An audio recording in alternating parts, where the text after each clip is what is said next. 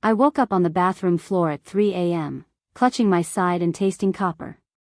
When I called my husband from the ambulance, he said, "The gala is tonight. Vanessa's announcing the VP promotions. Can you handle this yourself?"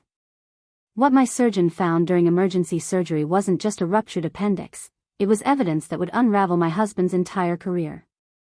And mine? It was just beginning.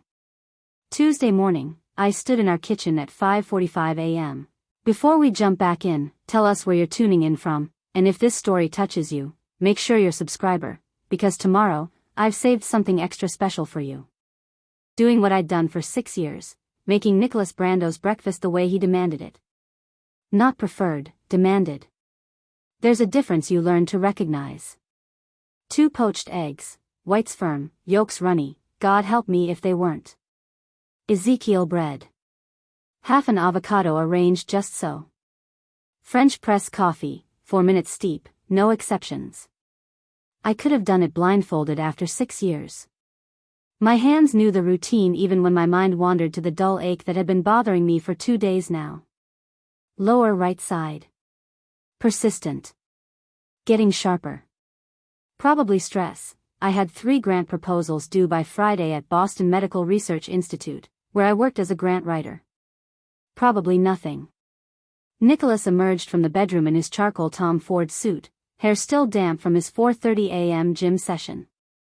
The cologne hit me before he did, expensive, woody. Food-based.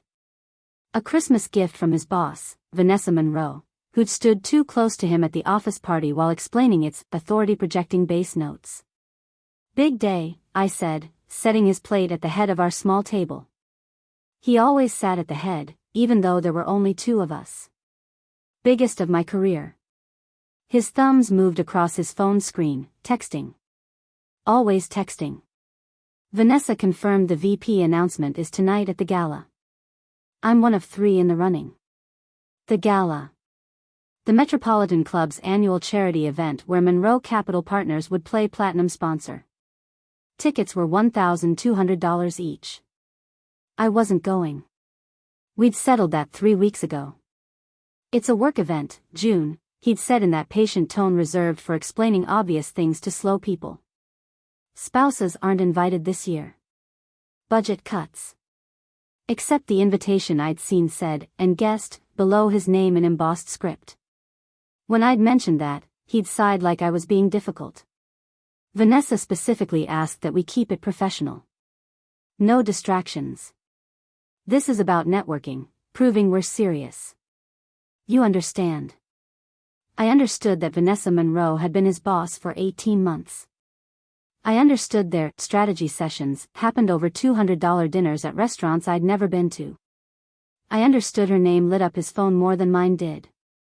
I understood that every major decision now required Vanessa's input first, her approval, her blessing. "Eat something today," Nicholas said, finally looking at me as he forked a perfect bite. "You look washed out." My hand went to my side where the ache had just sharpened. Tired. Big deadline week. Already back to his phone. "I'll be late tonight. Gala starts at 7, but Vanessa wants team photos early." Don't wait up. Don't wait up. As if I ever did. As if our Beacon Hill apartment was more than a place where Nicholas stored his clothes and occasionally slept. His real life happened at Monroe Capital Partners, in corner offices and private clubs, at galas I wasn't invited to. I watched him finish the breakfast I'd made, his attention completely absorbed by whatever was on his screen. The pain in my side flared again, hot and insistent enough to make me grip the counter edge. "You okay?" he asked, eyes never leaving the phone. "Fine," I said. "Just fine." It was the last normal conversation we'd ever have. I spent the morning at my desk in the converted guest bedroom, trying to focus on a cardiac research grant proposal. Dr. Helen Bridgers needed the final draft by Thursday, and I was only halfway through the budget justification. By 10 a.m., I'd taken 3 ibuprofen. By noon, I was on the bathroom floor with my cheek pressed against cool tile, wondering if this was what dying felt like. My phone buzzed. Nicholas. Vanessa wants pre-gala strategy session at 4. Leaving early to prep. Can you grab my tux from dry cleaner? I stared at the message. The dry cleaner was 12 blocks away. I could barely stand. Feeling sick. Can you get it on your way home? 3 dots appeared. Disappeared. Appeared again. June, this is important. I need to look perfect tonight. Vanessa's introducing me to senior partners. Not, are you okay? Not, what's wrong? Just the unspoken expectation that my sick day mattered less than his dry cleaning. I'll try. I didn't try. By 2 o'clock, I was calling my doctor's office, where a receptionist informed me through audible gum chewing that Dr. Patterson's next opening was Thursday. This is urgent. Life-threatening? Was it? Severe abdominal pain. Take Tums. If it gets worse, hit the ER. The ER meant hours in plastic chairs, astronomical bills with our $5,000 deductible, the plan Nicholas chose because, we're young and healthy, we don't need premium coverage. It meant missing Nicholas's big night, except I wasn't invited anyway. I called an Uber at 1:47 p.m. The driver, Samuel, kept glancing at me in the rearview mirror. You need me to hurry, miss? I'm fine. The pain disagreed with a sharp twist that made me cry out. Boston Memorial? He was already changing lanes. Yes. Please. I texted Nicholas from the car, going to ER. Something's wrong. Delivered. Not read. He was probably already in that strategy session with Vanessa, phone face down on a conference table, planning his triumph while his wife curled into herself in a stranger's car. Boston Memorial's ER waiting room smelled like industrial cleaner and barely contained chaos. I checked in at 2:23 p.m., hands shaking through the forms. The intake nurse, purple scrubs, exhaustion carved into her face, took vitals without looking at me. Pain level, 1 to 10. 7. It felt like 9, but I'd learned to downgrade. Women who complained too much were dramatic. Take a seat. I watched the ER's rhythm unfold. Feverish toddler. Elderly man clutching his chest. Teenager with an obviously broken arm. Each called before me. I wasn't dying. Just a woman with a stomachache. My phone buzzed. Finally. What's wrong? I typed with trembling fingers, severe abdominal pain. Boston Memorial ER. Been here almost an hour. 3 dots. That pathetic, hopeful thing bloomed in my chest. He'd come, he'd leave work, this was serious and he'd. Food poisoning? There's a stomach bug going around the office. The hope died. Don't know. Waiting to be seen. It's really bad, Nicholas. Can you call after? Heading into Vanessa meeting in 5. Phone will be off. I stared at those words. Read them twice. 3 times. Searched for hidden meaning that would make them less devastating. This is an emergency. I know, babe. But this VP thing is my entire career. You're at the hospital, they'll handle it. I'll check in after. Love you. Love you. 2 words that used to mean something, now just punctuation at the end of his dismissal. The pain escalated from unbearable to blinding. I doubled over, a sound escaping my throat that didn't seem human. June Hudson. A nurse appeared, younger, kind eyes behind blue-framed glasses. Let's get you back. The next 30 minutes blurred. Paper gown. Prodding. Questions through gritted teeth while a resident named Dr. Lindsay Ashford pressed my abdomen and I nearly levitated off the table. Classic McBurney's point tenderness, she murmured. That's textbook appendicitis. Get me a CBC, CMP, prep for CT. I'm calling surgery. Surgery. The word cut through my fog. What does that mean? Your symptoms indicate appendicitis. We need imaging to confirm, but if I'm right, you're having emergency surgery tonight. Preparing and narrating this story took us a lot of time, so if you are enjoying it, subscribe to our channel, it means a lot to us. Now back to the story. Dr. Ashford's expression was professional but not unkind. Do you have someone who can be here? My husband. Automatic response. He's at work. Important meeting. Call him. This is happening in the next few hours. After she left, I lay on the gurney listening to monitors beep and tried Nicholas's phone. Straight to voicemail. He'd turned it off for the meeting. They think it's appendicitis. Need emergency surgery tonight. Please come. Nothing. Not even delivered. His phone was completely off. The nurse returned with a wheelchair. Let's get you to CT. My husband doesn't know yet. His phone is off. He has this work thing. We'll keep trying him. But her expression said she'd seen this before. Women in ERs whose husbands had work things. The CT scan was cold, mechanical. Lie still. Hold your breath. The contrast dye made me taste metal and feel like I was wetting myself. By the time they wheeled me back, Dr. Lindsay Ashford was waiting with a surgical consent form and grim news. It's appendicitis, and it's angry. We need to operate within the hour or you're looking at rupture and sepsis. Dr. Dean Blue is one of our best surgeons, he'll take excellent care of you. My husband. Still can't reach him? I shook my head, tears finally breaking through because I couldn't hold them anymore. Let's get you into surgery, she said gently. You can't wait for him. Pre-op at 4:47 p.m. I know because I watched that clock like it held answers, minutes ticking by while nurses prepped my for and repeated the same questions. Allergies? Previous surgeries? Last meal? Nicholas's gala started at 7. Cocktails at 6:30. He'd be home by now, showering, styling his hair with that $40 pomade. Thinking about his entrance, his positioning near Vanessa, the photo opportunities. Everything that mattered more than this. Still no answer from your husband? Patricia, the pre-op nurse with 20 years of ER experience in her careful movements, checked my vitals. Phone's off.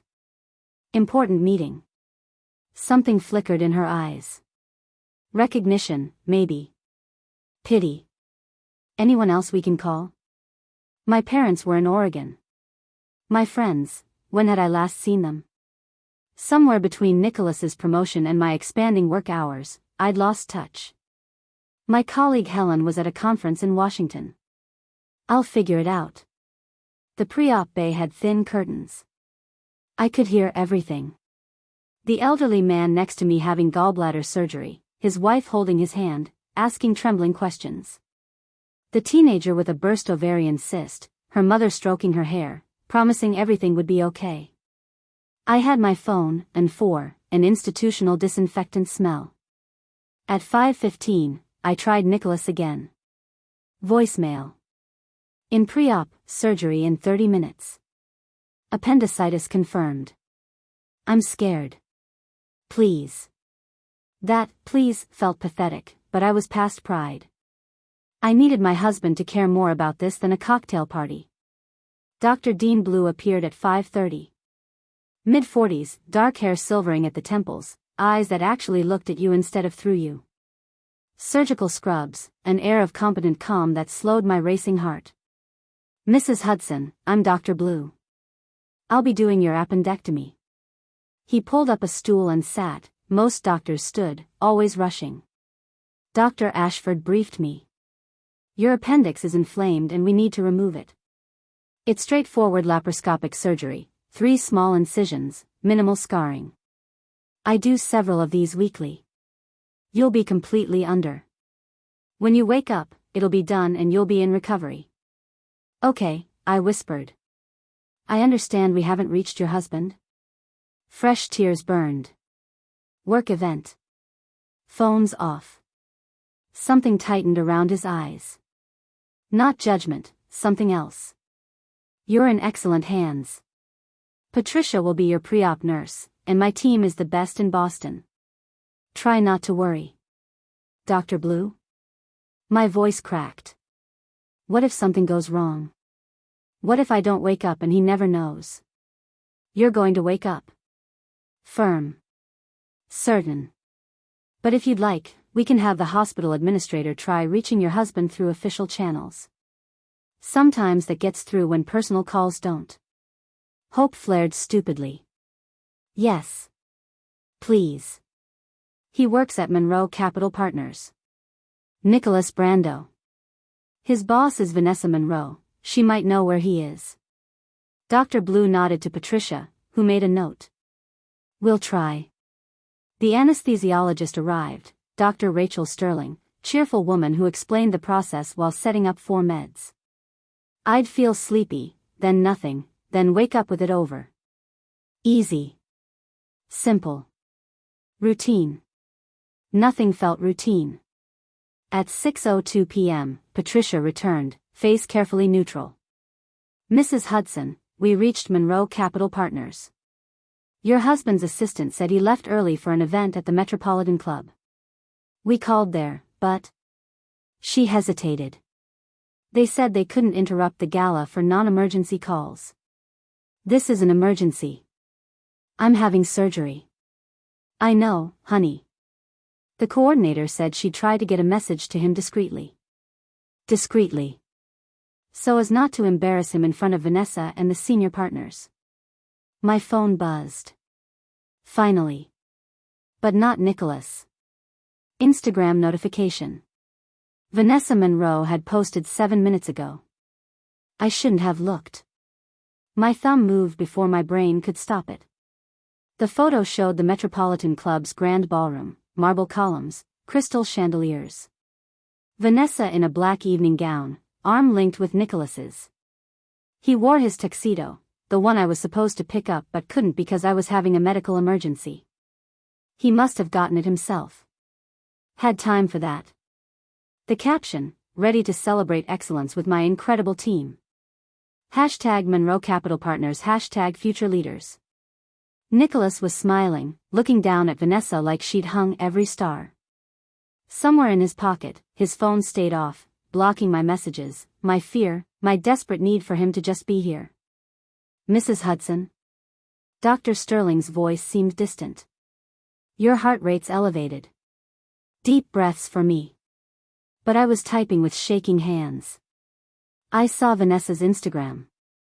You're at the gala. I'm going into surgery in 15 minutes. I needed you and you're at a party. Delivered. Not read. One more text, typed with the clarity that comes from absolute rock bottom. I understand now. The gala matters more. Your career matters more. Vanessa matters more. I hope the VP announcement is everything you wanted. And then. Don't bother coming to the hospital. I'll handle this myself. Okay, June, Dr. Sterling said gently. Relaxation meds now. You'll start feeling sleepy. Warm medication hit my bloodstream. Harsh lights blurred at the edges. Voices became underwater distant. Patricia took my phone from my hand. We'll keep this safe. He's not coming, I heard myself say, words slurring. 6 years. He's not coming. I know, sweetheart. They wheeled my gurney through strobing corridors. Ceiling tiles. Overhead lights. Someone counting backward. The ore was cold and blindingly bright.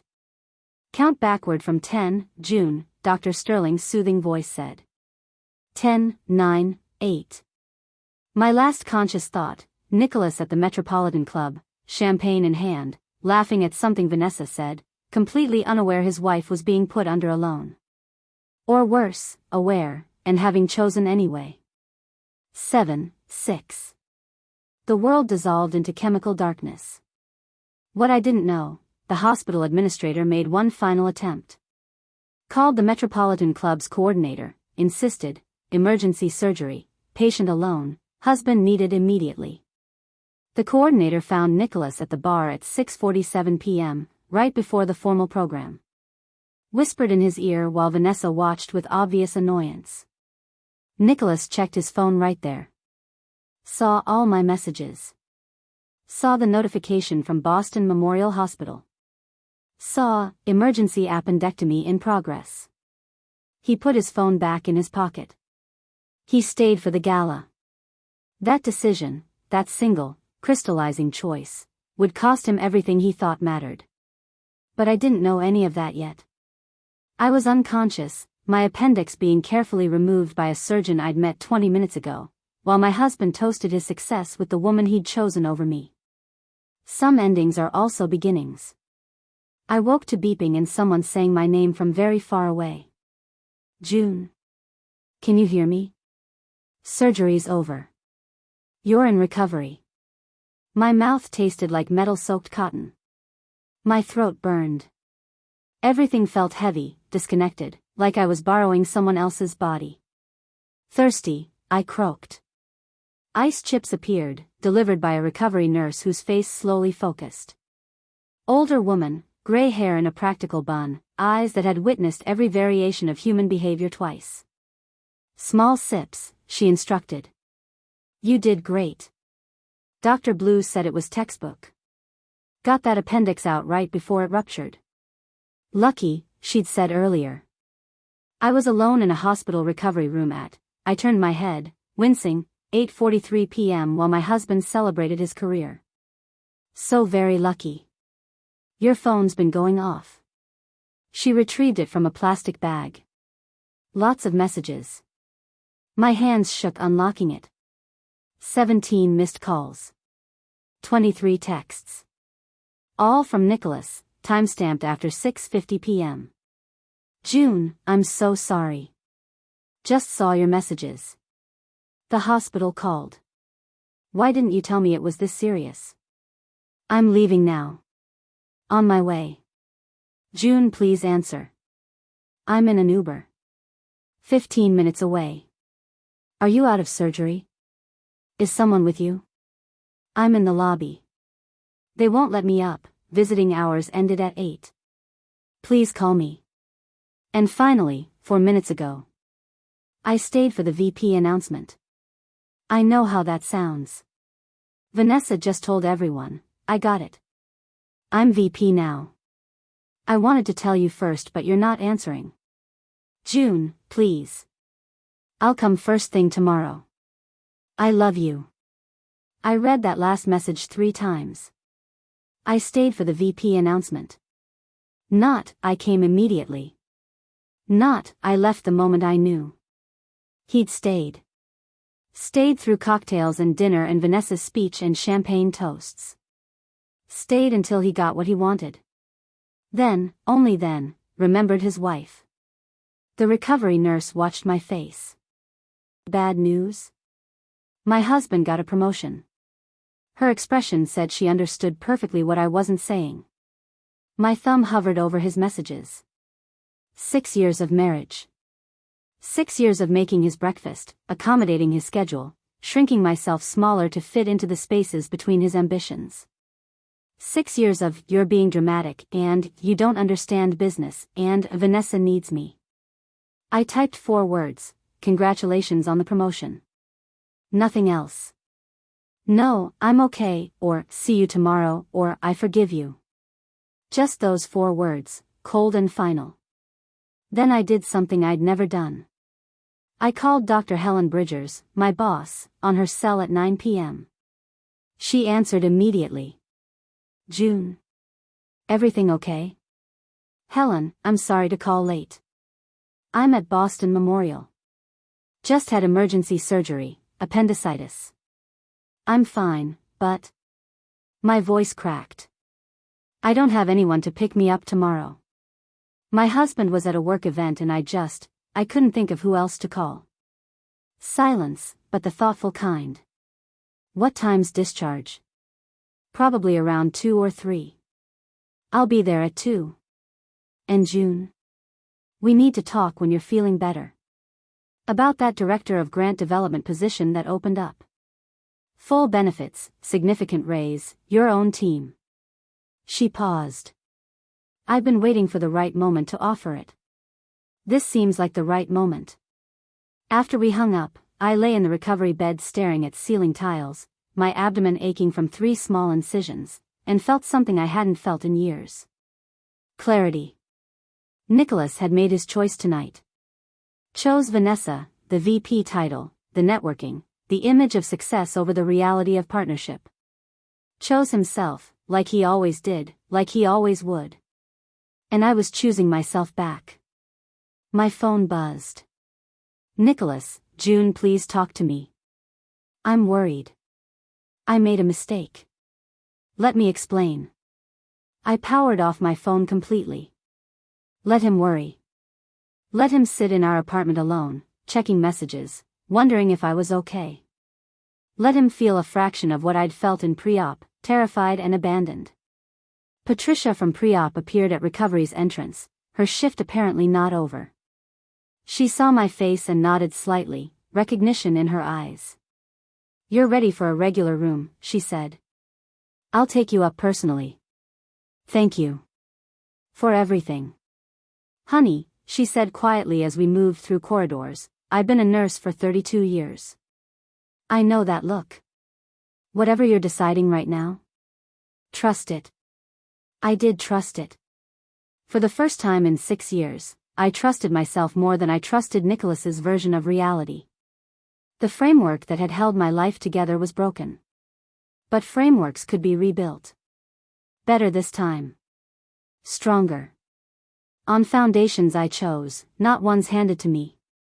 They moved me to a regular room on the 4th floor at 9:30 p.m. single occupancy, no roommate to witness whatever breakdown might come when pain meds wore off and reality set in fully. The room had a window overlooking the parking lot, a TV mounted on the wall, and a reclining chair clearly meant for visitors who gave a damn. The chair stayed empty. I slept in fragments, waking whenever nurses checked vitals or adjusted my 4. Each time I surfaced, I'd check my phone, still off, and feel the temptation to power it on, to see how many messages Nicholas had sent, to let him explain his way back into my good graces like he always did. I didn't turn it on. At 6 a.m., a different nurse brought breakfast. Jello, broth, juice, the post-surgery diet that tasted like colored water but was supposedly gentle on traumatized digestive systems. Sleep okay? Well enough.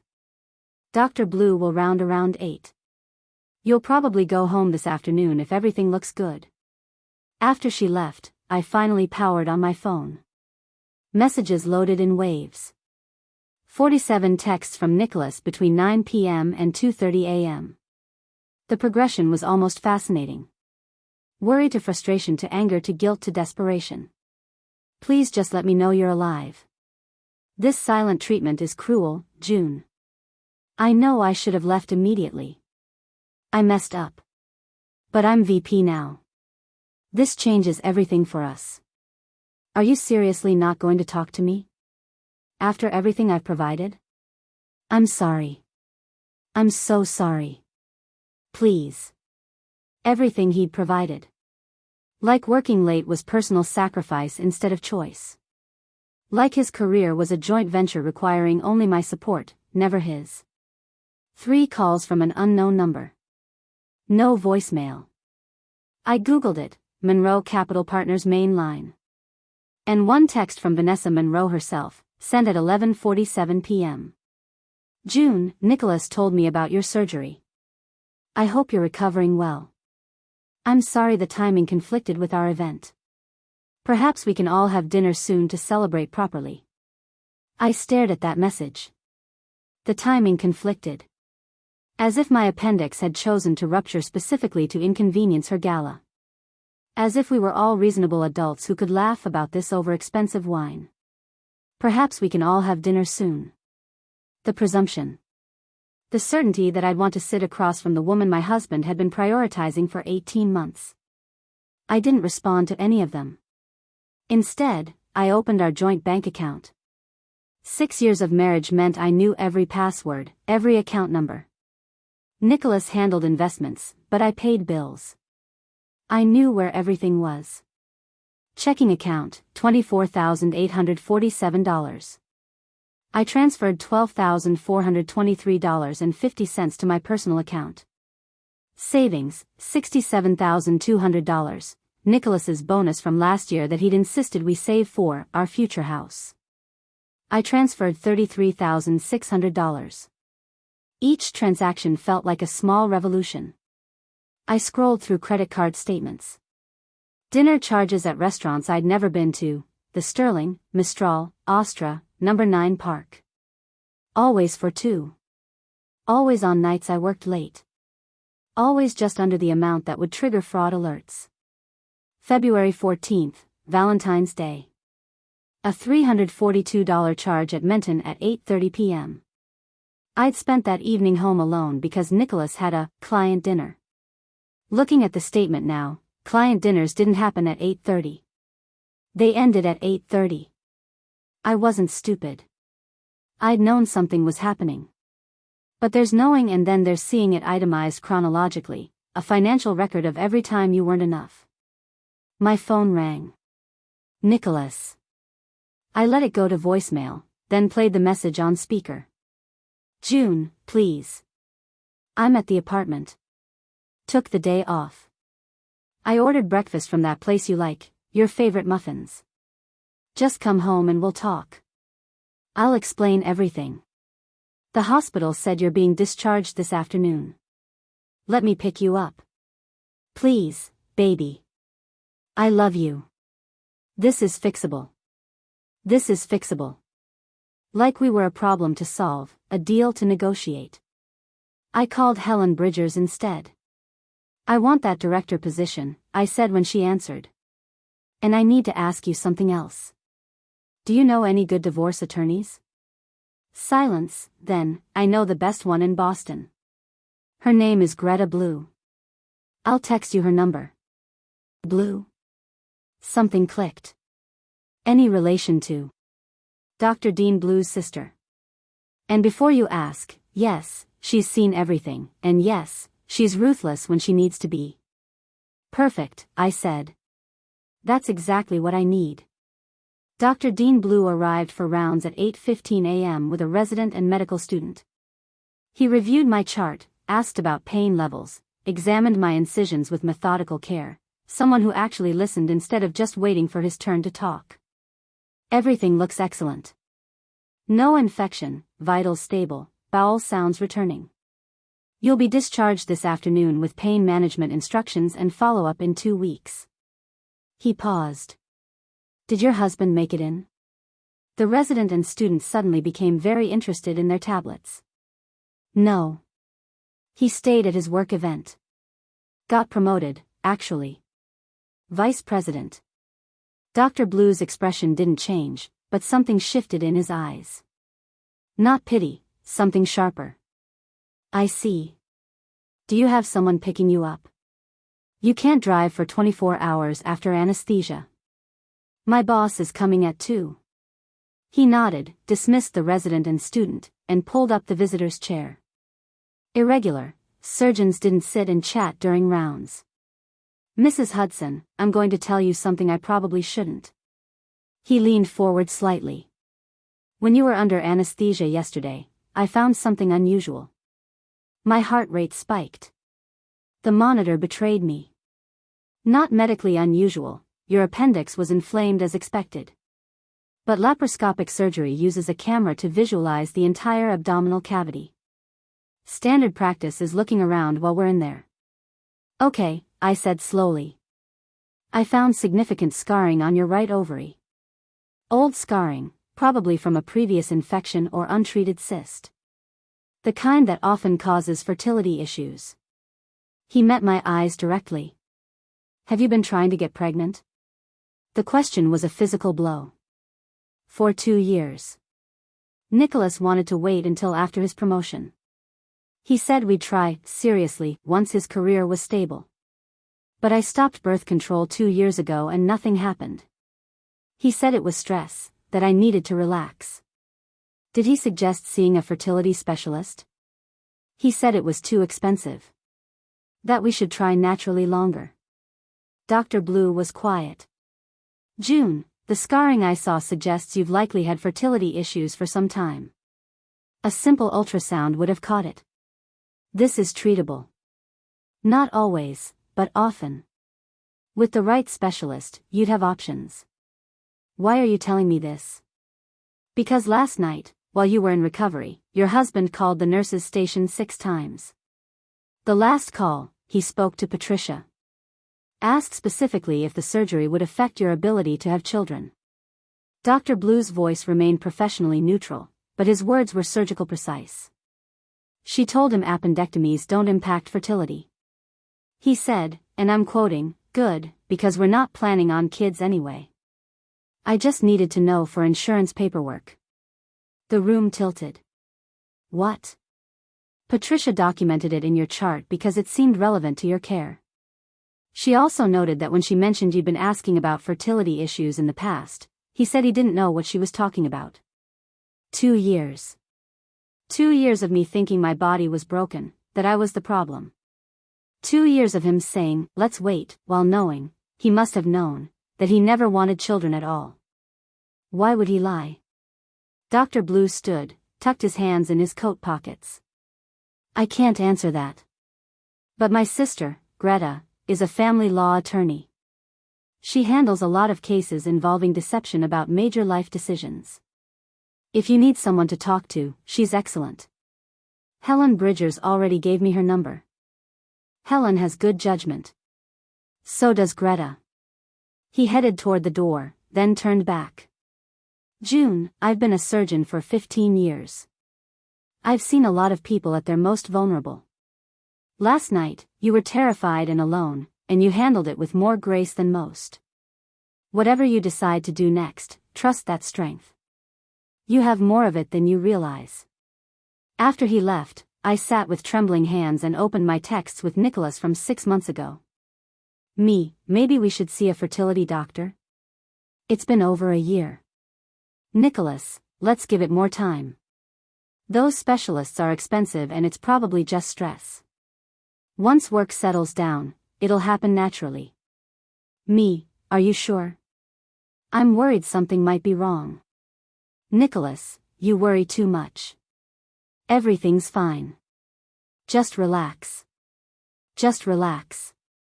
While he knew we'd never have children. While he let me blame myself, my body, my stress levels. While he made me feel defective for something he never intended to happen anyway. I pulled up Greta Blue's contact information and sent a text. This is June Hudson. Helen Bridgers gave me your name.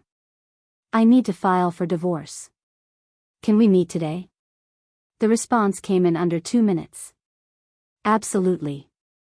I have an opening at 4 p.m. My office is on Commercial Street. Bring any financial documents you can access. We're going to make sure you get everything you deserve. Helen Bridgers arrived at exactly 2 p.m., carrying sunflowers and a tote bag that said, "Nevertheless," she persisted. She took one look at my face and set both down. You have that look. What look? The look of someone who just realized they've been living in a burning house and mistaking the smoke for fog. She pulled up the chair. Tell me. I told her everything. The gala. The messages. The credit card charges. Dr. Blue's discovery about my fertility and Nicholas's call to the nurse's station. By the time I finished, Helen's expression had transformed from sympathetic to coldly furious. That magnificent bastard. June, I've known you for 3 years. Every single coffee break, every baby shower, every pregnancy announcement, you get this look, hopeful and sad at the same time. And he let you think it was your fault. My discharge nurse appeared with a wheelchair and post-op instructions. Ready to go home? Home. The apartment I shared with Nicholas. Actually, I said, looking at Helen, do you know any short-term rental places? Furnished? Helen smiled. My cousin owns a building in Back Bay. Corporate rentals, month to month. I'll call her from the car. As we pulled out of the parking lot, my phone rang. Monroe Capital Partners main line. I answered. Hello? Mrs. Brando? This is Ashley from Monroe Capital Partners. Mr. Brando asked me to let you know he's been trying to reach you. He's quite concerned and wondered if you could call at your earliest convenience. He'd sicked his assistant on me. Please tell Mr. Brando I'm fine and I'll be in touch when I'm ready. Of course. He also wanted me to coordinate getting your belongings from the hospital. I have my belongings. Thank you, Ashley. Helen glanced over. You're actually doing this. I'm actually doing this. She pulled into a Starbucks parking lot, turned to face me fully. June, I'm going to be direct because I care about you. If you go back to that apartment right now, he'll talk you out of this. He's had 6 years of practice. Are you ready for that? Was I? 24 hours ago, I would have caved. But 24 hours ago, I hadn't read credit card statements. Hadn't learned my husband lied about wanting children. Hadn't watched him choose a networking event over my emergency surgery. I need to get some things from the apartment. Clothes, laptop, documents. Can you come with me? Absolutely. But first, she pulled out her phone. I'm calling Greta Blue right now. You're going to talk to her before you see him. Greta Blue answered on the second ring, voice crisp and professional. Helen explained the situation, then handed me the phone. June, Greta said, I'm going to ask direct questions. Do you and Nicholas have joint accounts? Yes. Checking, savings, joint credit card. Assets in your name only? My car.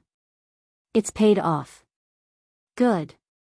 Does he have access to your individual accounts? No, those are separate.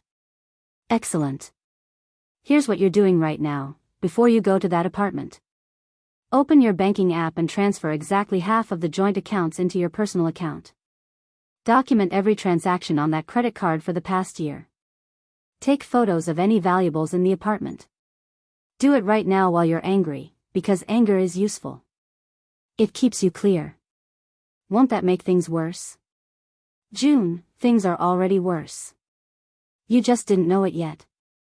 The marriage ended last night when he chose that gala. You're just making it official. She paused. My brother called me this morning. Told me about your case. He doesn't usually do that, patient confidentiality, but he was concerned. Said you reminded him of his ex-wife. Good or bad? Good. She was in a similar situation. Husband having an affair with his boss, making her feel crazy for noticing. She's now a federal judge. Turns out, getting away from someone who makes you doubt yourself is incredibly good for your career. We sat in that parking lot for 45 minutes while I followed Greta's instructions with shaking hands. $12,423.50 from checking. $33,600 from savings. Each transaction felt like a small act of revolution. Good, Greta said when I confirmed everything. Now, Massachusetts splits things fairly in divorce, not always 50-50. But fair? After what he did? You're getting what you deserve. When you're ready to file, call me. First consultation is free for Helen's friends. Helen drove us to my Beacon Hill apartment. The 3-floor walk-up Nicholas chose because it was the right neighborhood, even though it cost $3,400 monthly and had no elevator. Want me to come up? Helen asked. Please. We climbed the stairs slowly, my abdomen protested each step. I unlocked the door to find Nicholas on our couch in sweatpants and a t-shirt, hair unwashed, eyes red-rimmed. He jumped up when he saw me. June, thank God. I'd been losing my mind. He stopped when he saw Helen. Oh. Hi, Dr. Bridgers. Nicholas. Could we have privacy? This is between me and my wife. I'm just here to help June get some things, Helen said, moving past him like she owned the place. Get some things? June, what's she talking about? He followed me to the bedroom. Where were you? Why weren't you answering? I've been worried sick. You stayed for the VP announcement, I said, pulling my largest suitcase from the closet. I know. I know, and I'm sorry, but let me explain. You called the nurse's station and asked if the surgery would affect my fertility. He went very still. Who told you that? And when the nurse said it wouldn't, you said, good, because we're not planning on kids anyway. I started pulling clothes from hangers. 2 years, Nicholas. 2 years I thought something was wrong with me. June, that's not, I was in shock, didn't know what I was saying. You knew exactly what you were saying. I moved to the dresser. You've never wanted children. But you let me think we were trying. Let me blame myself. We can talk about this. Counseling. I found the credit card statements. I turned to face him. Valentine's Day at Menton. March 12th at Mistral. April 3rd at Ostra. Should I continue? His face shifted, guilt, calculation, landing on defensive. Those were client dinners. At 8:30 p.m.? With charges for exactly 2 entrees, 2 cocktails, 1 bottle of wine, 1 shared dessert? I pulled out my phone, showed him screenshots. Every single one. Same pattern. You and Vanessa. We were working. You're sleeping with her. I said it like a diagnosis, calm and factual. Or you want to be. Maybe you haven't yet, maybe you're waiting for the right moment, but that's where this has been heading. That's insane. Vanessa is my boss. Vanessa is the woman whose perfume I smell on your shirts. Whose texts you hide. Who you prioritize over your wife having emergency surgery. I zipped the suitcase. I transferred half the joint accounts this afternoon. My lawyer says that's fair. Your lawyer? His voice rose. You got a lawyer? June, you're being dramatic. I'm being dramatic? I had my appendix removed alone while you drank champagne. I found out you've been lying about wanting children for 2 years. I discovered evidence of an affair on our credit card. Which part is dramatic, Nicholas? Helen appeared in the doorway. June, I called my cousin. She has a furnished 1-bedroom available immediately. Month to month. I can take you there now. Nicholas looked between us, reality settling in. You're leaving. You're actually leaving. No, I said, pulling the suitcase toward the door. You left. Last night at 6:47 p.m. when you put your phone back in your pocket and stayed at that gala. I'm just making it official. June, please. Don't do this. I love you. I stopped at the door, looked back at him. 6 years of my life. 6 years of shrinking and accommodating and trying to be enough. You love the idea of me. The wife at home while you play power couple with Vanessa. But when I actually needed you, you stayed for the champagne toast. I opened the door. That's not love, Nicholas. I don't know what it is, but it's not love. Helen's cousin's building was a converted brownstone on Commonwealth Avenue with an actual elevator and a doorman named Marcus who helped with my single suitcase like it weighed nothing. The furnished 1-bedroom was compact but freshly painted, hardwood floors, exposed brick, a kitchen with matching appliances. It smelled like new beginnings. First month is on me, Helen said before I could protest. Consider it a signing bonus for the director position. We'll formalize everything once you're healed, but the job is yours. I want it. After Helen left, I stood at the window watching traffic move along Commonwealth Avenue and let myself feel it. Not the sadness I expected, but relief. The kind that comes from finally setting down something heavy you'd carried so long you forgot it wasn't part of your body. My phone rang. Not Nicholas, my college roommate, Samantha Park. We'd barely spoken in 2 years, not since she'd asked pointed questions about Nicholas at a dinner party and he'd spent the drive home explaining how she was threatened by successful men. June Hudson, she said when I answered. My sister Rachel just finished her anesthesiology shift at Boston Memorial. Said a patient came through yesterday whose husband didn't show for emergency surgery because of a work party. Please tell me that wasn't you. Small world. Dr. Rachel Sterling was my anesthesiologist's sister. That was me. Where is he? I need his address so I can explain some things about basic human decency. Despite everything, I laughed. I left him. About 3 hours ago. Good. You can stay with me and Jennifer. We have a guest room. I have a place, but thank you. Sam, I'm sorry I've been distant. He isolated you. That's what they do. Her voice softened. Jen and I watched it happen. Every invitation had a reason you couldn't come. Nicholas had a work thing, or you were tired, or it wasn't good timing. We tried, June. We talked for an hour. She caught me up, made partner at her law firm. She and Jennifer were thinking about adopting, bought a house in Cambridge. A whole life had continued while mine was on pause. Dinner this weekend, Sam insisted. Just us. Plot his downfall over expensive wine. I'd like that. The next call came at 8 p.m. unknown number. Mrs. Brando? This is Ashley from Monroe Capital Partners. Mr. Brando asked me to let you know he won't be home tonight. He's staying at the Four Seasons to give you space. He didn't know I'd left. Thought I was still at the apartment. Thank you, Ashley. He also wanted me to coordinate sending flowers tomorrow morning. White roses. Would that be acceptable? White roses.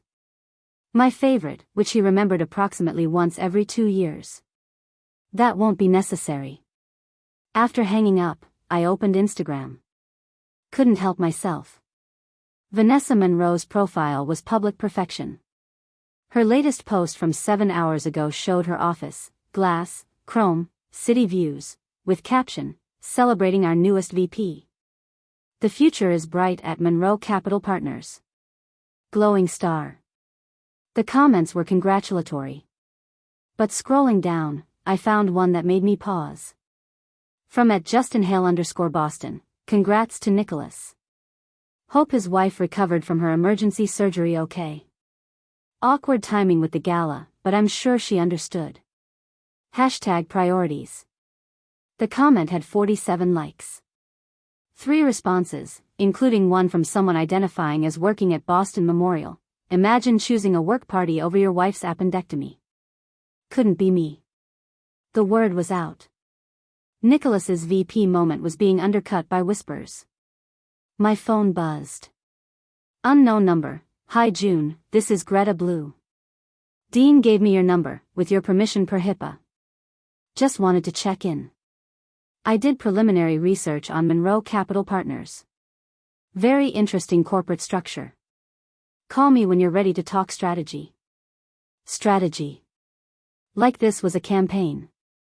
Another text from Helen. Nicholas just called me. Asked if I knew where you were. Told him I was your boss, not your keeper. He did not take that well.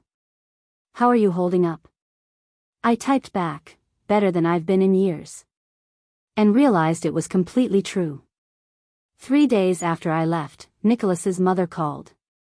Diane Brando was a formidable woman who'd spent 30 years hosting charity luncheons and serving on nonprofit boards, wielding social capital like a weapon.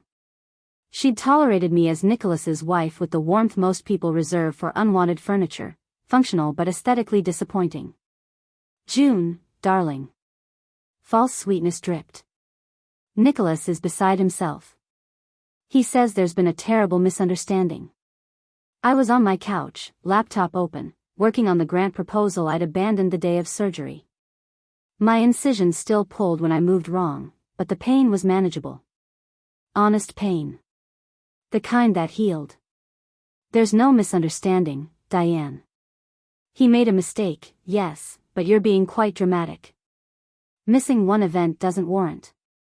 He didn't miss an event. I had emergency surgery and he chose a work party. It was a significant career advancement. I could have died on that operating table. My appendix was hours from rupturing. I was alone and terrified, and your son was drinking champagne with his boss. Silence.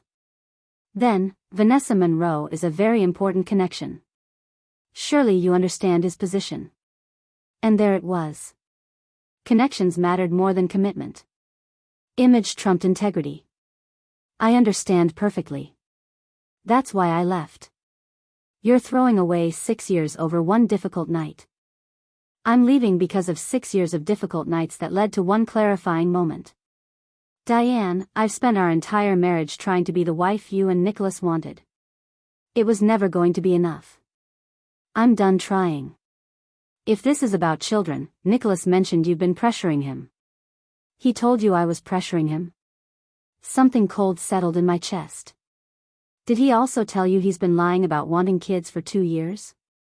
That he let me think I was infertile while knowing we'd never try? Another pause. I'm sure there's more to that. There isn't. Thank you for calling, Diane. It's clarified something. I hung up. That evening, Sam and Jennifer took me to a small Italian place in the North End. Sam ordered Chianti without asking. You have that look again, she said. What look? The look of someone who just got confirmation that their entire marriage was a performance and everyone knew but them. Jennifer squeezed my hand. What happened? I told them about Diane's call. About pressuring him for children. About how the narrative was already being shaped: difficult wife, unreasonable expectations, dramatic overreaction. Let me guess, Sam said. He's painting himself as the victim. His mother certainly thinks so. June. Jennifer leaned forward. I work in PR. I've seen this before.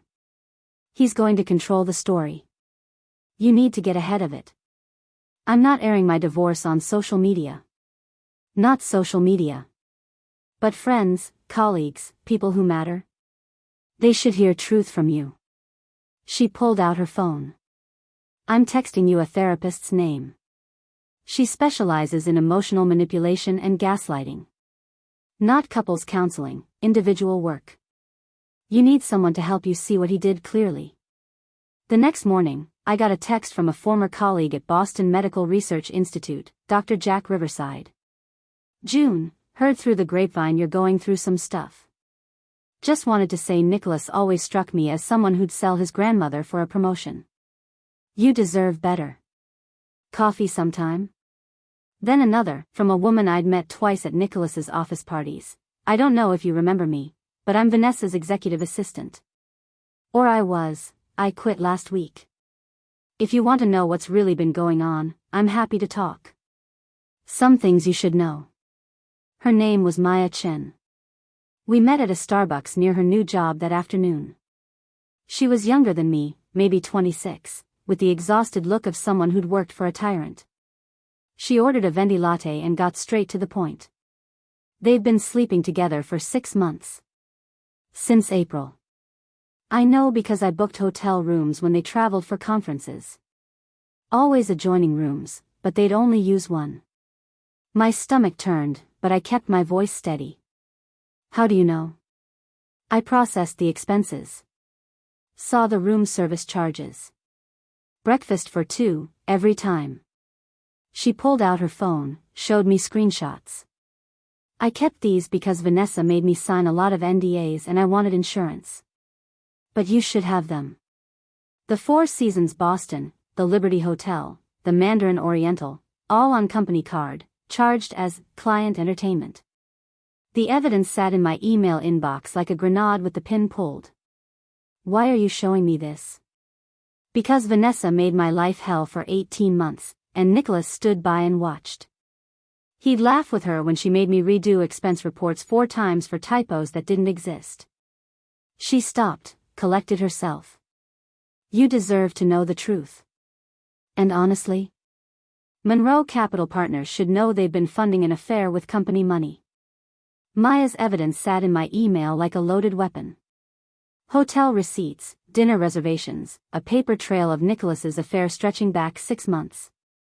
Every late night at the office, documented, time-stamped, charged to Monroe Capital Partners.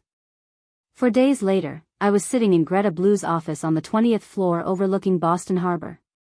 Clean lines, floor-to-ceiling windows, degrees from Yale Law, framed clippings of high-profile cases she'd won. This is excellent, Greta said, reviewing Maya's evidence. If they used company funds for personal travel, that's fraud.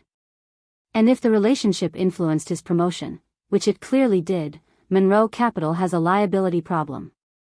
I don't want to ruin his career, I said, then stopped. Actually, that's not true anymore. I don't know what I want. What you want is to not be the villain in his story. Greta closed her laptop. June, I've handled 50 divorces like this. Here's what's going to happen, Nicholas will try everything to get you back. Not because he loves you, but because losing you means losing control of the narrative. Right now, you're the wronged party. That makes him look bad. He's already texted 40 times. It'll get worse. Guilt, anger, bargaining, promises to change. He'll show up places. Use mutual friends as messengers. And when none of that works, she paused. He'll try to make you the problem. Say you're unstable, vindictive, destroying his career over nothing. How do I stop that? You don't engage. Every text, forward to me. Every call, let it go to voicemail and save it. Every witness, document. We're building a case, and he's gift-wrapping evidence every time he sends a desperate text. As if on cue, my phone buzzed. Nicholas. June, please. We need to talk. I'm coming to your office today. I showed Greta. She smiled, not kindly. Tell him if he shows up at your workplace, you'll file for a restraining order. Then actually do it if he comes. I typed exactly that. Sent it. 3 dots appeared and disappeared 6 times before his response. You're being unreasonable. I'm your husband. I have a right to talk to you. No, Greta said, reading over my shoulder. He doesn't. You're separated. Save that message. Judges love it when someone claims ownership rights. That afternoon, I was in my new office at Boston Medical Research Institute when building security called. Miss Hudson? There's a Nicholas Brando in the lobby asking to see you. Should we send him up? No. Tell him I'm unavailable. 10 minutes later, Helen appeared. Your ex-husband is in our lobby refusing to leave. He's causing a scene. Should I call police or do you want to handle this? I thought about Greta's advice. Document everything. I'll come down. Nicholas was by security, still in his work suit, looking simultaneously desperate and angry. When he saw me emerge from the elevators, his face shifted, relief, hope, rage, settling on wounded. Finally. June, we need to talk. Privately. We can talk here. This is our marriage. Our marriage ended when you stayed at that gala. That's not true. I made a mistake, yes, but I love you. We can fix this. He stepped closer, lowered his voice. I know you're hurt, but you're making this worse. If you'd just come home. I saw the hotel receipts, Nicholas. He went very still. What receipts? The Four Seasons, the Liberty, the Mandarin Oriental. Should I continue?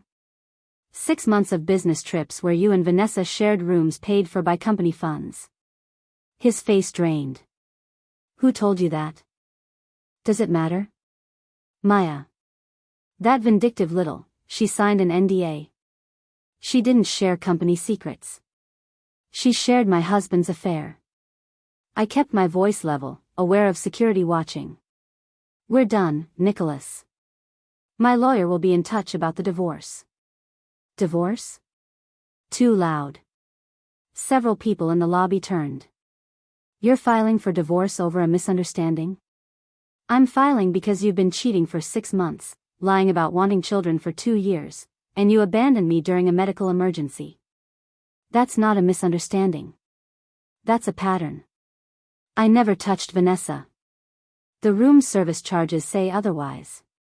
Breakfast for 2. Multiple rooms but only 1 used. You're not even good at lying anymore. June. Helen appeared beside me. Mr. Brando, you need to leave. This is a workplace. With respect, Dr. Bridgers, this is between me and my wife. Your estranged wife who asked you to leave. Security, please escort Mr. Brando out. 2 guards approached. Nicholas looked between them, me, Helen, the small crowd watching. Make a bigger scene or preserve dignity? Dignity won, barely. This isn't over, June, he said low enough only I could hear. You're going to regret this. Is that a threat?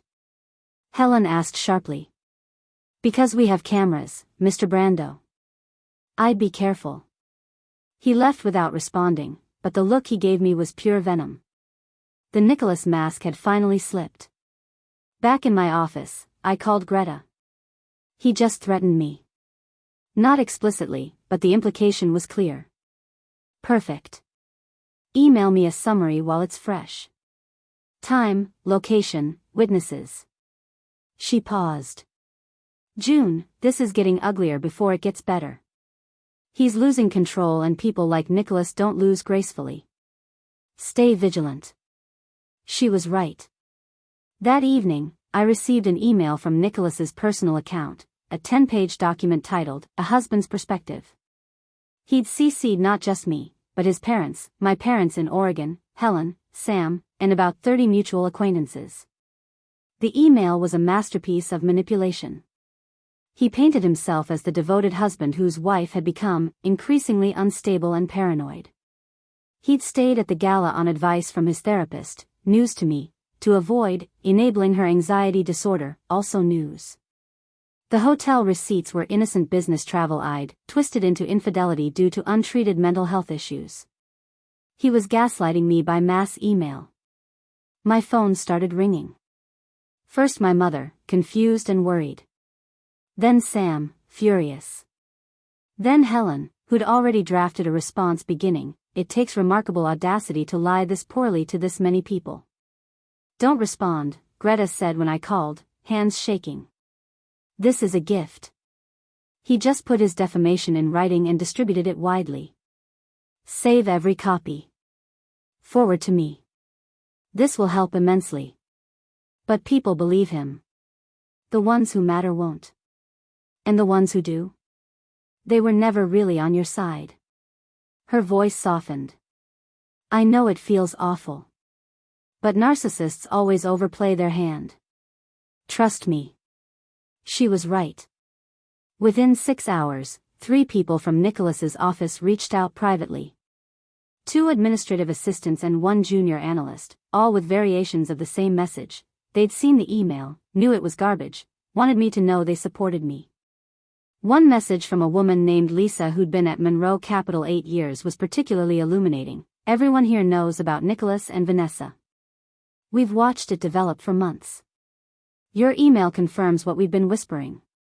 Also, HR is investigating expense reports now. Someone forwarded them Maya's evidence. Interesting timing. The next morning, I woke to 17 missed calls from Nicholas. His voicemails progressed from angry to panicked. June, who did you tell about the hotel receipts? HR called me in this morning. They're investigating my expenses. Did you do this? My mother says you're ruining my career out of spite. Is that what this is? Revenge? Please call back. We can work this out. I'll admit to the affair if that's what you want. Just call off whoever you sent those receipts to. I hadn't sent anything to Monroe Capital. But someone had, and Nicholas's paranoia assumed I'd orchestrated it. Greta listened to the voicemails with obvious satisfaction. He's spiraling. And that last message? That's an admission of the affair on a recorded line. Beautiful. What happens now? Now? We wait. Let him make more mistakes. Men like Nicholas always do. She leaned back. In the meantime, I'm filing the divorce petition. Massachusetts requires a cooling-off period, but we can start. I'm citing irretrievable breakdown, and we're going for equitable split plus compensation for career sacrifices you made supporting his advancement. What career sacrifices? You turned down a PhD program 6 years ago to move here for his job, correct? How did you know? Helen told me. She also said you were the most talented grant writer she'd hired and could have gone into research. Greta smiled. We're going to make sure the court knows exactly what you gave up for a man who couldn't leave a party when you needed emergency surgery. 3 weeks after leaving Nicholas, I hosted my first dinner party in the Commonwealth Avenue apartment. Sam and Jennifer came, along with Helen, Maya Chen, and 2 colleagues from my new team. I'd stressed over the menu before Helen reminded me the point was company, not perfection. So I ordered Thai takeout, put it in serving bowls, called it a potluck. The apartment was compact, but 7 people made it feel alive in a way Beacon Hill never had. We ate pad Thai from thrift store plates I'd bought in Cambridge, each one different, and I loved how they looked together. No matching set. No coordinated aesthetic. Just things I'd chosen because they made me happy. To June, Sam raised her wine glass. Who had major surgery, left her husband, and started a new job in the same month. Either incredibly brave or slightly unhinged. Can't it be both? I asked. Everyone laughed. Jennifer was telling a story about a disastrous PR campaign when my phone buzzed. Email from Monroe Capital's HR director, Cynthia Walsh. I opened it later, after everyone left. Dear Ms. Hudson. I'm writing to inform you that Monroe Capital Partners has concluded its internal investigation into expense report irregularities involving your estranged husband, Nicholas Brando, and senior partner Vanessa Monroe. We cannot disclose details of our findings or corrective actions due to privacy concerns, but I wanted you to know that information provided by a former employee was instrumental. Additionally, several employees came forward with concerns about workplace environment and professional conduct. These matters are being addressed at the highest levels. While I recognize this situation has been difficult personally, please know that your willingness to allow others to speak truthfully has created positive change within our organization. Sincerely, Cynthia Walsh. I read it twice. Corrective actions taken was corporate speak for something significant. I texted Maya. Did you see anything about Monroe Capital today? Her response came immediately. Check LinkedIn.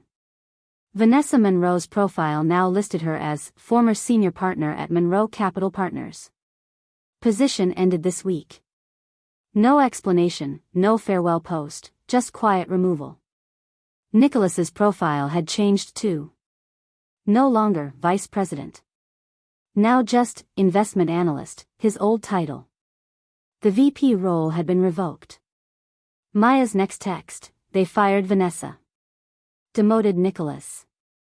Hotel expenses charged as client entertainment with no clients. That's fraud. Legal is handling it. Word is they're both lucky not to face criminal charges. I sat on my thrift store couch and felt nothing. Not satisfaction, not vindication. Just quiet acknowledgement that actions have consequences. My follow-up appointment with Dr. Dean Blue was the next morning. 2 weeks post-surgery, incisions healed beautifully, 3 small scars I'd stopped trying to hide. Dr. Blue examined them thoroughly. Excellent healing. No infection, minimal scarring. You've been taking care of yourself. I have help. Good people around me. He nodded, making notes. And how are you doing otherwise? I left my husband. Filed for divorce. Started a new job. I smiled slightly. Your sister is handling the legal side. She's terrifying in the best way. Greta has that effect. He set down his tablet. June, I probably shouldn't tell you this, but your ex-husband called my office 3 times last week trying to get copies of your medical records. Said he needed them for insurance. Did you give them to him? Of course not. HIPAA doesn't care if someone's your husband. Without your written authorization, he gets nothing. But I wanted you to know he's trying.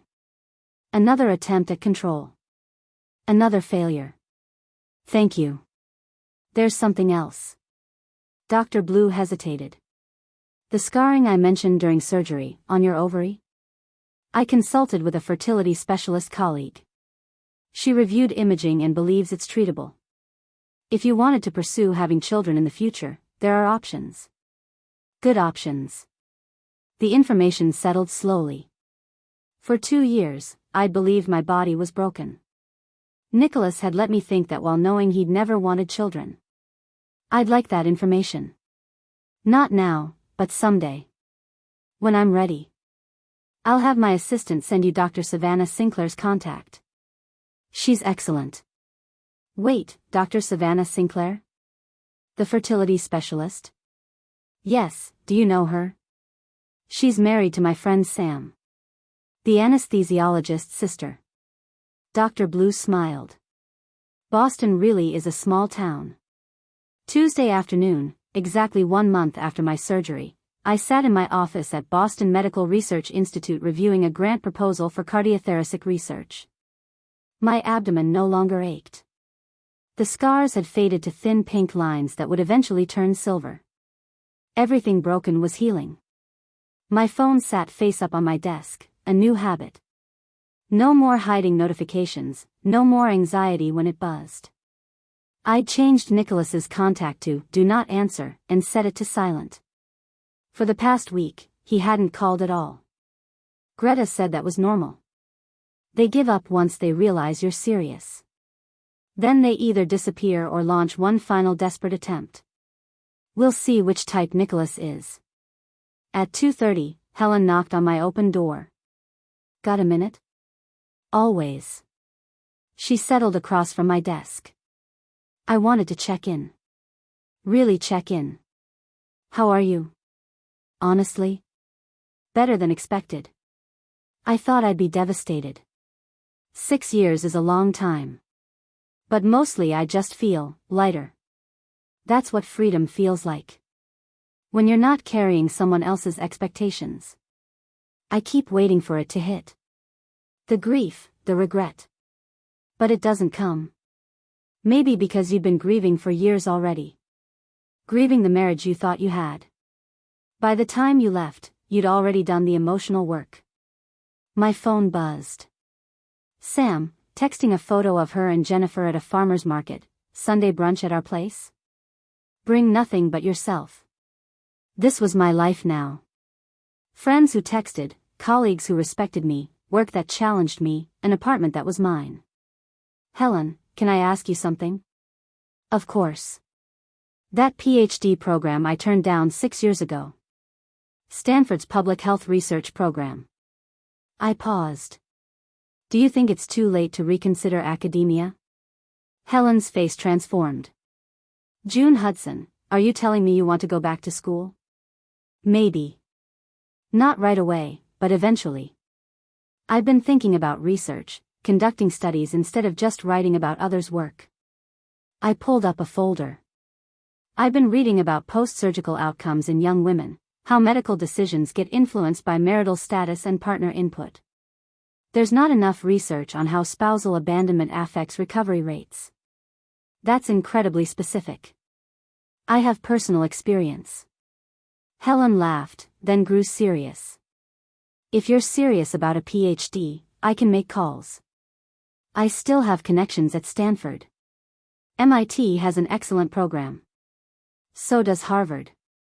You'd be a strong candidate, published grant writer, real-world experience, clear research interests.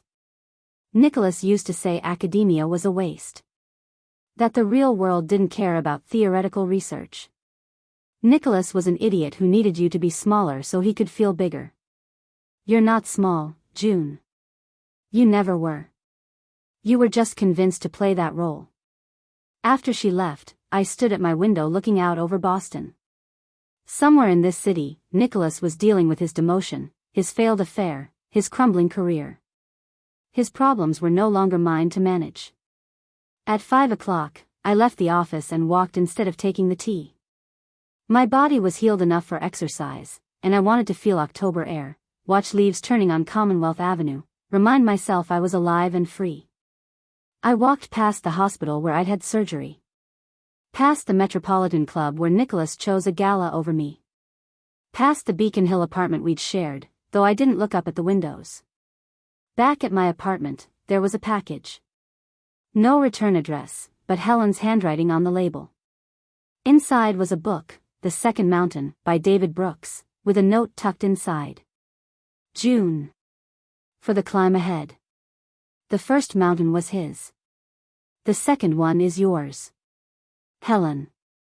I made tea in a mug covered in tiny dinosaurs that made me smile. Settled on my couch with the book and read until light faded and I had to turn on a lamp. Outside, the city hummed with evening traffic, people heading home to partners and families and lives I wasn't part of. And for the first time in 6 years, that didn't feel like something missing. It felt like peace. My phone stayed silent. No demands, no guilt trips, no one needing me to be anything except exactly who I was. Not intentionally. I was walking back from Greta's office. We'd finalized the divorce petition. Massachusetts required a 120-day waiting period, when I realized where I was.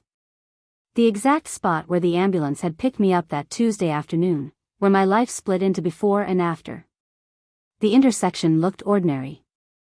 Traffic moved through predictable patterns. The light changed from red to green to yellow. Nothing marked it as significant. I stood on the corner and thought about that version of June who'd driven to the hospital alone, who'd typed, "I understand now," with shaking hands in pre-op, who'd woken up to 17 missed calls from a man who'd chosen champagne over her crisis. She felt like someone I used to know. A friend I'd lost touch with. A woman with a stroller waited beside me. "You okay?" she asked, probably because I'd been standing there for 3 full light cycles. "Yeah. Just thinking. Must be heavy thinking. I collapsed here once." Ambulance came. It felt like the worst day of my life at the time. The woman studied my face with the particular wisdom of someone who'd lived through her own worst days. And now? Now I think it might have been the best thing that ever happened to me. She smiled. Funny how that works. My worst day was finding out my husband had another family in Connecticut. Destroyed me. But if that hadn't happened, I wouldn't have my current life, my daughter. She gestured to the sleeping toddler. Sometimes the worst thing is the door opening. The light changed. We crossed together, then went separate ways. I walked home thinking about doors. About how I'd spent 6 years trying to fit through one that was slowly closing, squeezing myself smaller, convinced that if I just tried harder it would open wide enough. The appendicitis had been the universe slamming that door shut. Painful, violent, traumatic, but ultimately merciful. Because on the other side was a different door entirely. Back at my apartment, I found an email from Stanford School of Medicine. I'd submitted an inquiry 2 weeks ago about their PhD program in health policy, mentioning research interests in patient outcomes and medical decision-making. Dear Ms. Hudson, thank you for your interest in our doctoral program. Based on your credentials and research proposal, we'd like to invite you to schedule an informal conversation with our admissions committee. While formal applications aren't due until December, we occasionally identify candidates early. I read it 3 times. A PhD program. At Stanford. The opportunity I'd turned down 6 years ago because Nicholas's career was, at a critical juncture, and my dreams could wait. They'd waited 6 years.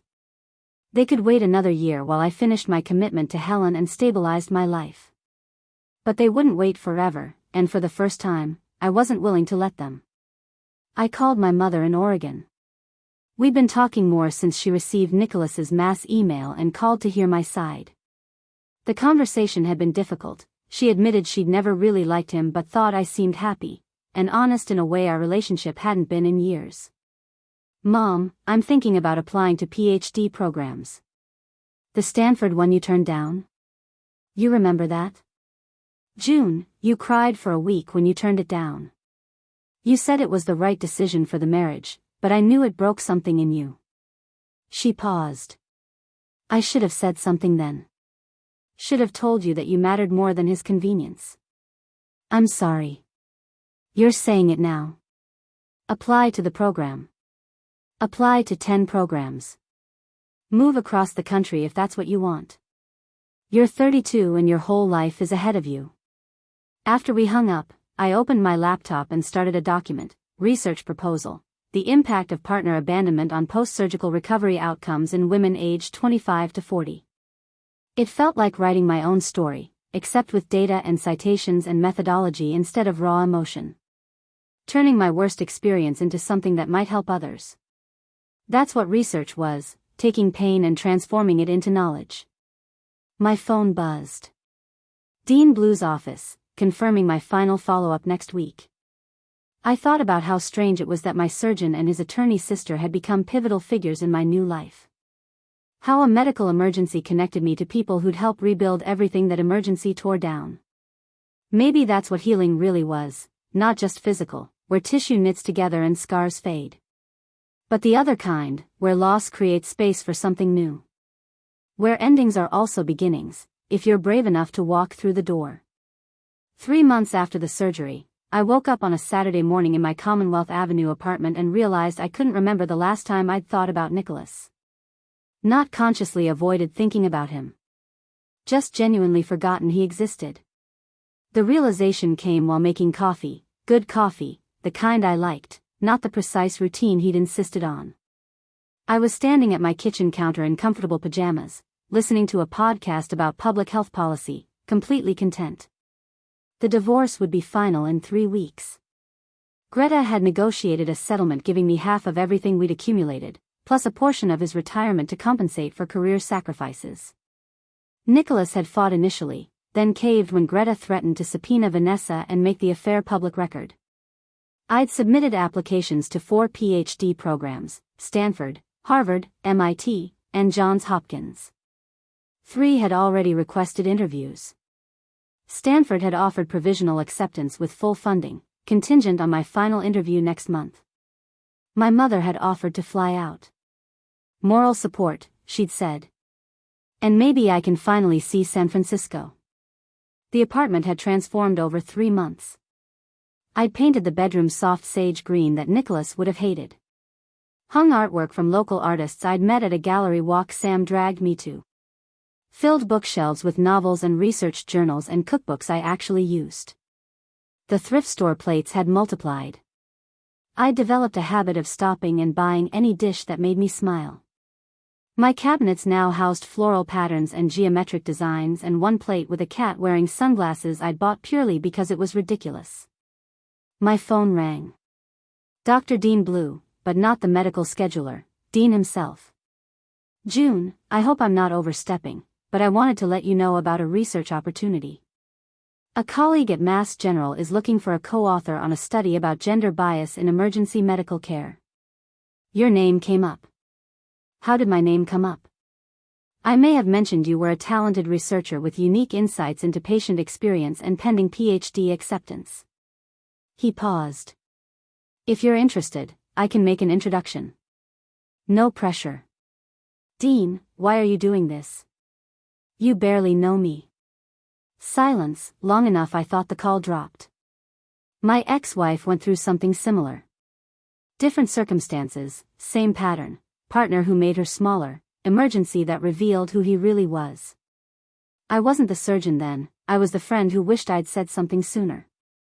So now, when I see someone in that situation who has the strength to leave, I try to help. Another pause. Also, Greta says you're brilliant and I trust her judgment. Tell your colleague I'm interested. After we hung up, I sat with the strange gift of that conversation. The world was full of people willing to help if you were brave enough to accept it. I'd spent 6 years believing I had to manage everything alone, that asking for support was weakness, that Nicholas's approval was the only validation that mattered. All lies I'd told myself to make sense of an untenable situation. Sunday brunch had become weekly tradition. Today at my apartment, Sam and Jennifer, Maya, Helen, 2 colleagues from my research team. 7 women crowded around my small table, eating frittata I'd actually made myself from Jennifer's recipe. To June's Stanford acceptance, Sam raised her mimosa. And to the fact that she's leaving us for California sunshine. Provisional acceptance. And I haven't decided yet. You're going, Helen said with certainty. I've seen that look. You've already mentally moved. She was right. Part of me was already there, walking Stanford's campus, sitting in seminars, conducting research that mattered. The life I'd deferred 6 years ago was waiting. What about dating? Maya asked. California's full of tech millionaires. Find yourself someone who actually shows up for emergencies. Or a woman, Jennifer added. Keep options open. Or neither, I said. I'm remarkably content alone. And I was. The apartment was quiet when they all left, but chosen quiet. Peaceful quiet. Not the heavy silence of Nicholas's disapproval or anxious quiet of waiting for him. This was the sound of my own life, lived on my own terms. I cleaned up brunch dishes, put them away in cabinets where every plate was different and nothing matched and it was all exactly right. Made more coffee. Settled on my couch with the research proposal I was refining for Stanford. Outside, Boston moved through its Saturday rhythm. Somewhere in this city, Nicholas was living whatever life he'd built after our divorce. I hoped he was okay. I hoped he'd learned something. But mostly, I didn't think about him at all. My phone stayed silent. No demands, no guilt, no one needing me to be anyone except exactly who I was. I opened my laptop and got to work. This was my life now. Compact and imperfect and entirely mine. Not dramatic or triumphant, just true and peaceful and exactly what I'd needed all along. Up next, you've got 2 more standout stories right on your screen. If this one hit the mark, you won't want to pass these up. Just click and check them out. And don't forget to subscribe and turn on the notification bell so you don't miss any upload from us.